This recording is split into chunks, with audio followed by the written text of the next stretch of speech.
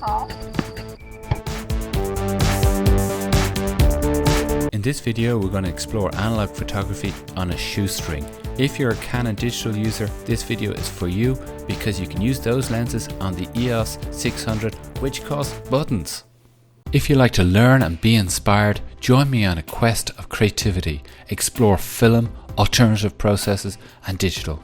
Please subscribe and hit that notification button to get the latest videos every week.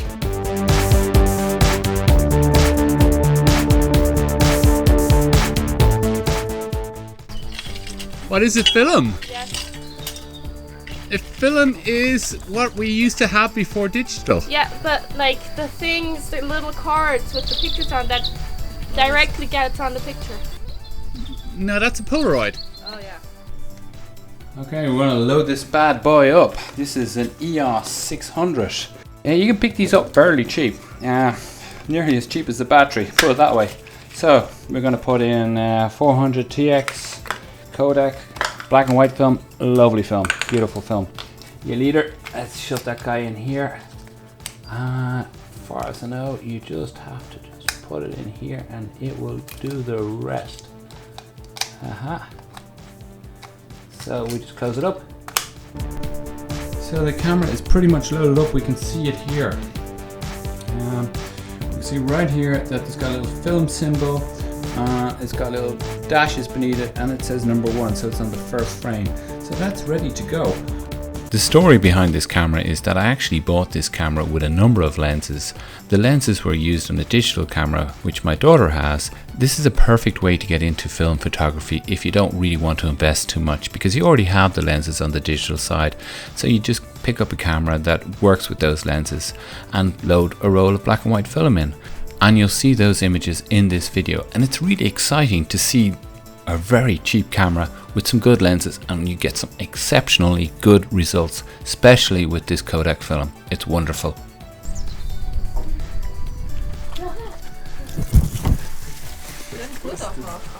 This looks pretty cool. It is pretty. Oh yeah, we need a light on your face. This is black and white.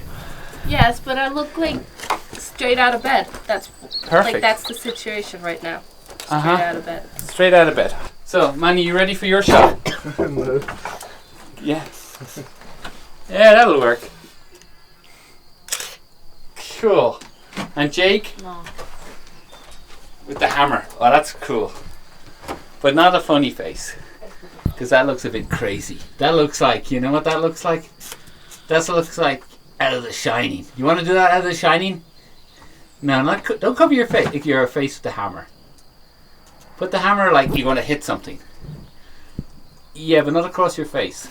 Yeah, that's it. That's good. That'll work. And look a bit angry. No, that's a bit funny angry, but that's good too. Yeah, hold it there. And we could turn on the camera. That would help. Yeah, I think so. Yeah. Gotcha.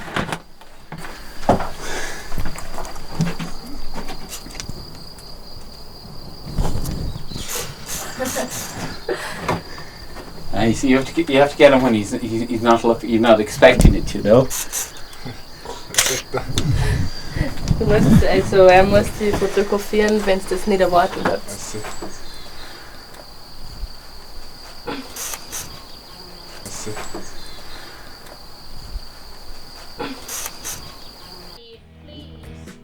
Yeah, I'm waiting for you.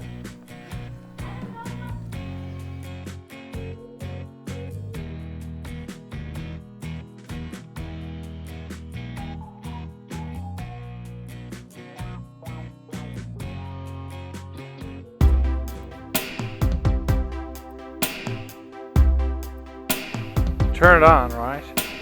See the wheel here? Oh yeah. Let's do this one. Okay, what have you got now? P. So let's change the mode. Mode. Okay. Go ahead. EV. That's good, right? Okay. That's aperture priority. Now what have you got? You got 5.6. Yeah. The light. Yeah. Okay. So get close to her as close as you can. Okay. 1005. Okay, so reduce your aperture, reduce it down there. So that means opening your aperture, right? Going down or Yeah, up? that's okay. No, you can do a bit more. Yeah, that's about as much as you can do because that's the fastest shutter speed it will do. And now the speed is at 2000. That's fine. Okay. Can I take a picture? Yeah, is she all in the frame? Yes. Okay. You want to get Leia to take a picture of you? Det er klare, det er man selv må sætte nå det, så er der ender. Det klare, det bruger sig på kamera, så vi ser på det. Nej, det er her. Det er skært. Okay.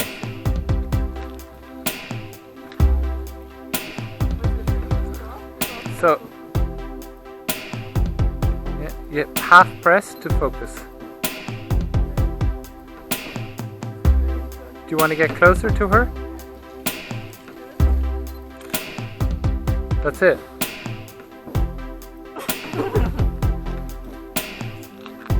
So who's next? Your turn? Let's take a picture of you with the camera. Me and the camera. Okay, go on. Alright. No pasta sauce, do I? That's good. Who's next? Here, two left. Two left. Okay, let's take a picture of you here. You and Leia, okay?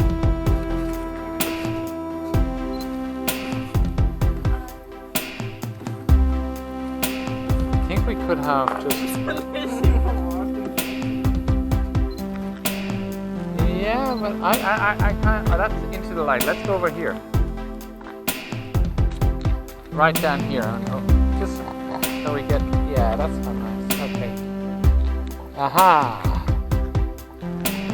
Yeah, I like that. That's kind of cool. Yeah, I like that. And one like this. Okay, Look straight down into the camera.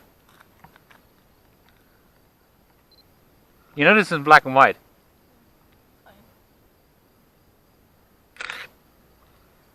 Wow. We have one more left.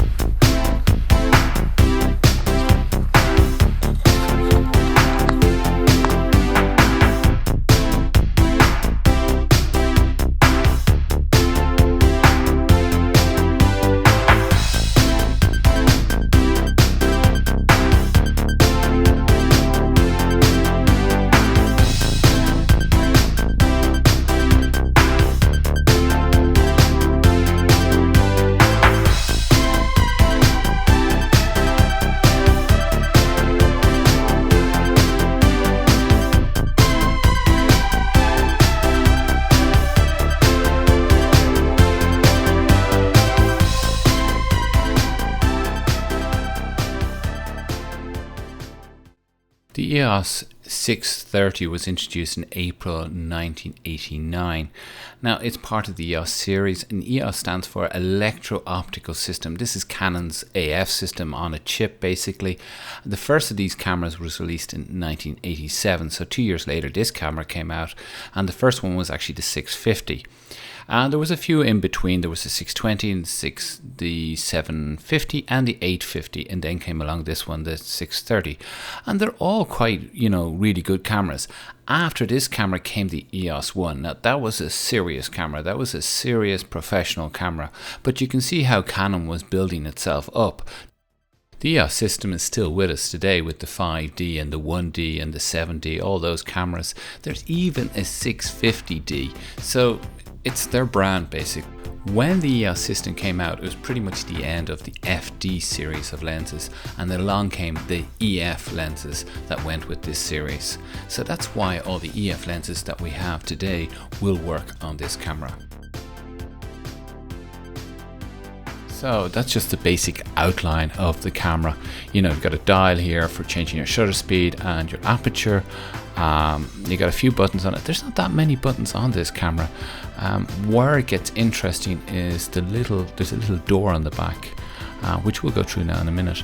But to change the battery or to check if there is a battery in it, you need to take the grip off, and you just use a coin to do that. The battery in this case is a 2CR5. You'll have to go to a camera store or buy one of these online. So you can check if the battery is good or bad by opening the little door on the back of the camera, as you can see here, and that will tell you if the battery is good or not. And you see it blinks. Okay, you need to set the camera, the switch, to the little green square where that's on the rotary switch, that's pretty easy to do. But what's interesting is if we get in here, that this is what I would be interested in, is if you want to push the film, or if you want to use a film that doesn't have a DX marking. That's kind of like a barcode that's on the back of the film. But in the manual, it shows you how to do this. Now you can get this manual from this guy here, butkus.us. Yeah, he has the manual to download. I'll put a link in the description. If you want to give him a tip or whatever, that's up to you. You can automatically rewind the film here mid-roll, by the way, so that's also in that little door. So don't play around with those buttons if you don't want to ruin your film. Okay, standard position, which is P. Function, okay, I don't tend to use that. Focus lock, okay, it shows how to do focus lock, and some examples of how to do good pictures and stuff like that. Programming image control, no idea what that is. Okay, these are mode settings for doing portrait, standard, quick shot, landscape, indoor, and sports. Yeah, I tend to use AV or manual mode. That's what I use in all cameras. That's how I like to shoot.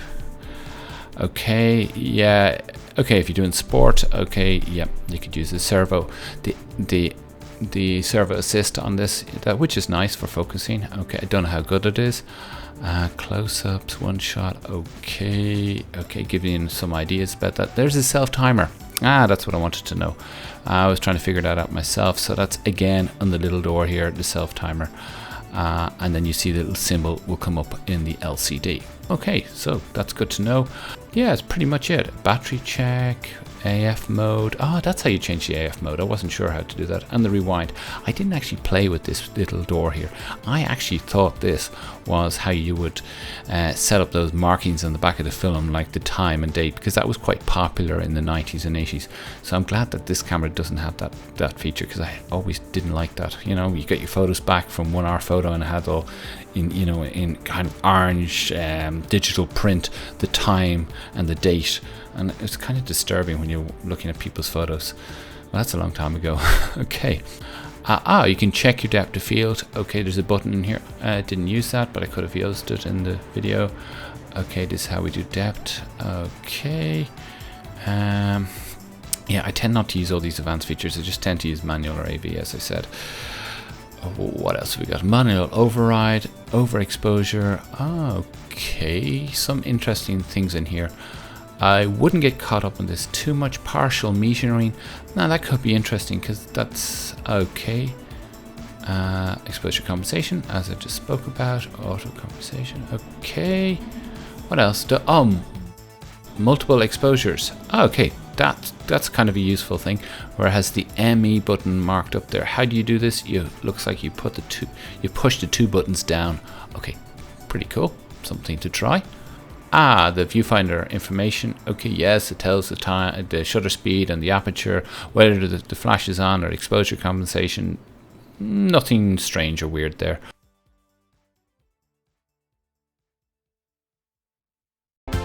If you haven't already subscribed, please hit that subscribe button. Don't forget to hit the little notification bell, and hope to see you on the next video. Goodbye.